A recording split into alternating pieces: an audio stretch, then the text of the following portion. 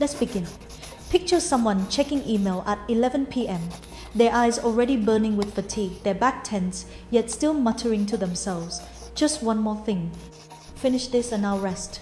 You think that's love for the work? No, it's not about passion or ambition, it's an addiction. Unlike all addictions, its true motive isn't the pursuit of pleasure, but the escape from pain. Stopping to them feels like a small death. So what is really happening in the mind of a work addict? What are they running from that they must use work as a sedative? This isn't a talk about work-life balance.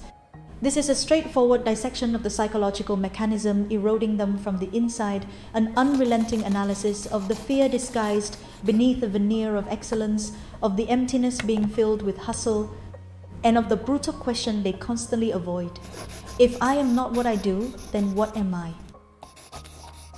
So let's delve into part 1, the emptiness behind the hustle. Understand this. Work addicts are not truly chasing success or achievement.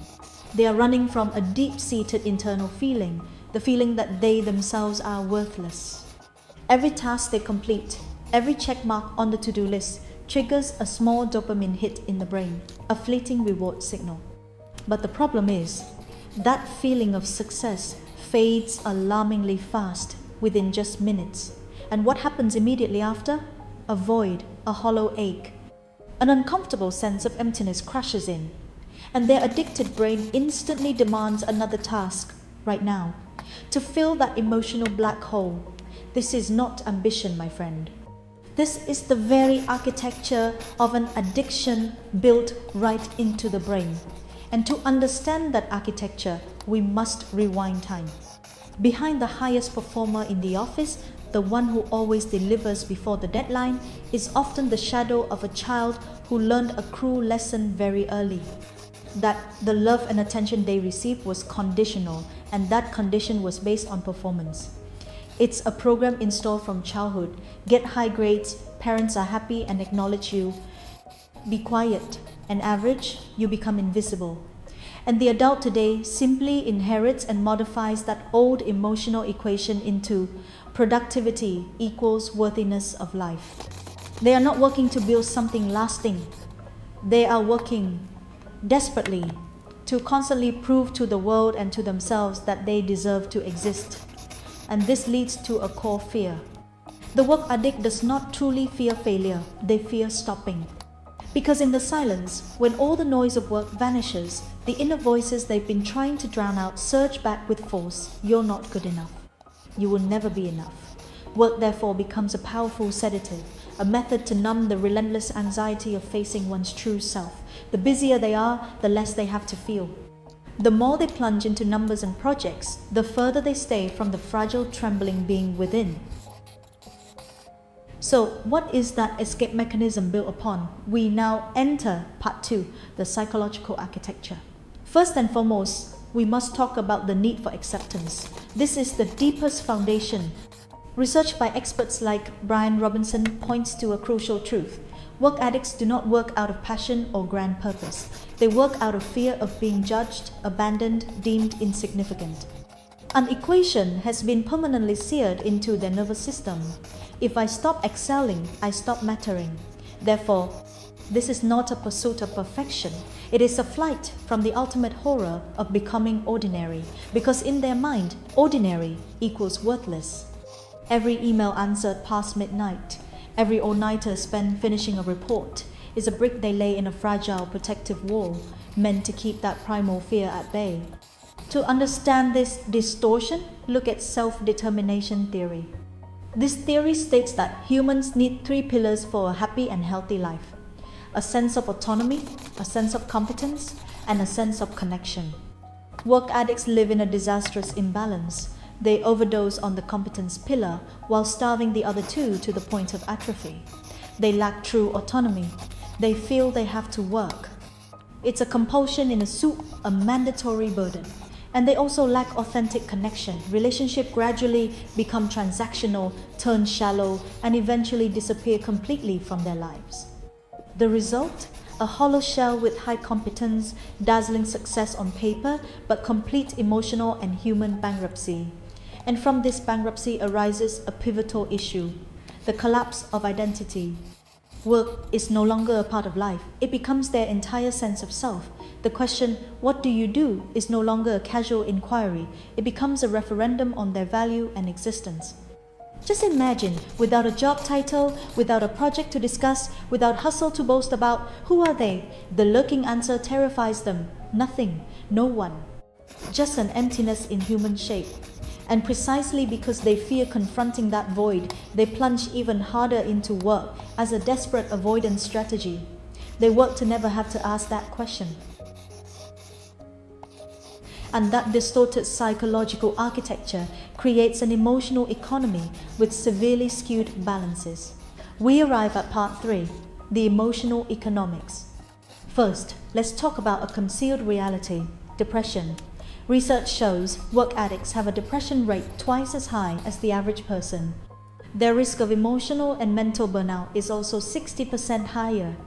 But the danger is, they often don't realize it themselves, because their psychological pain is completely obscured by a thick fog of relentless busyness. In them, depression often wears the face of emptiness, and the constant motion, that frantic hustle, creates an illusion of fullness, of forward momentum. They are not actually functioning well. They are flailing wildly, trying to keep their head above water, while in reality, they are already far below the drowning point. And the fuel for this flailing is the dopamine trap. Observe this cycle. Every completed task equals a dopamine spike, a brief euphoric hit, and the brain quickly learns achievement is the escape route from anxiety, the way to fill the void. But as with any addiction, tolerance builds. That high gets shorter and shorter. The emptiness returns faster and more intensely. So they need a bigger dose, a bigger project, longer hours, more victories, just to feel normal. It's a classic addiction cycle, except it's not socially stigmatized, it's even celebrated. And the inevitable consequence of this addictive machinery is the intimacy deficit.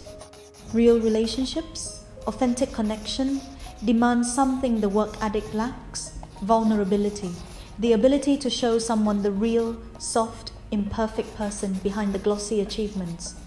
The problem is, for the work addict, there is no real person behind those achievements. Their identity has been entirely consumed by work. Therefore, intimacy becomes profoundly threatening. It's like a dare. If you see me truly, you'll see there's nothing here, just an emptiness. So they unconsciously choose the false safety of spreadsheets and meetings instead of risking the exposure of being known authentically. And so, a profound loneliness spreads within their soul, while they are too busy to even have the time or capacity to recognize it anymore. So, after all the layers of productivity and control, we dig even deeper to reach part 4, the deeper wounds. At the darkest core, what drives this entire machinery is something called the fundamental emptiness. It is not just the feeling of, "I haven't done enough." No. It is an existential belief that they themselves, at their core, are inherently not enough, lacking, flawed. It is the statement, "I am not enough," period. And work, with all its hustle and achievement, is merely a desperate, hopeless race to fill a hole, an existential void that cannot, in fact, be filled by external things. Because no amount of success, no position, no praise can reach and heal that wound. Why? Because the wound predates all achievement. It was formed long ago, often in childhood. In essence, they are trying to earn a kind of love and unconditional acceptance that they should have received naturally, simply for existing. And to protect themselves from the chaos of an unpredictable world, they construct an illusion of control. Life is chaotic, relationships are complex and unpredictable, and life's meaning is elusive. Work, in contrast, offers a profoundly seductive and comforting lie. That effort equals outcome. It's a simple equation. If I work hard enough, I can control my worth, my security, even my right to exist.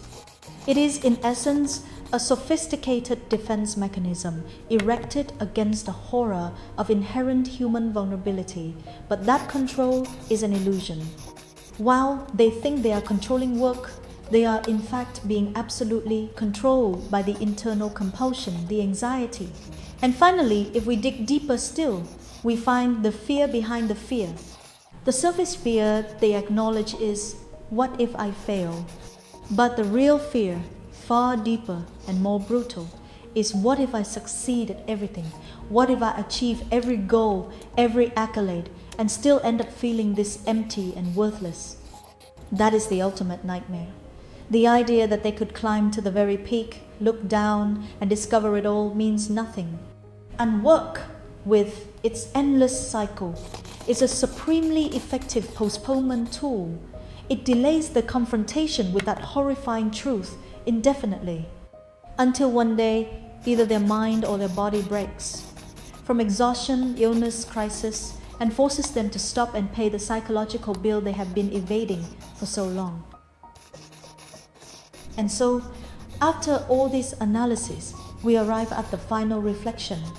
The true tragedy of the work addict does not lie in working too many hours or sacrificing their health. The true tragedy lies in this: they are using all the strength and time of their life in an attempt to earn something that cannot be earned through work, the right to be a human being, fully and wholly, without having to justify it, without having to prove their worth through production and achievement. They are not truly productive people, they are people in pain. They are not truly ambitious people, they are people in fear. And beneath every impressive resume, every lofty job title, every achievement-filled profile, often lies a simple yet brutal question they have been running from their entire lives. If I am not what I do, then what am I? That hustle, that celebrated hustle culture, is not a display of strength. It is a cry for help, uttered in a language that high-performance capitalism has taught us to call virtue. And until we stop to listen to the cry for help hidden behind that busy exterior, we will forever see working machines and never truly see the human beings.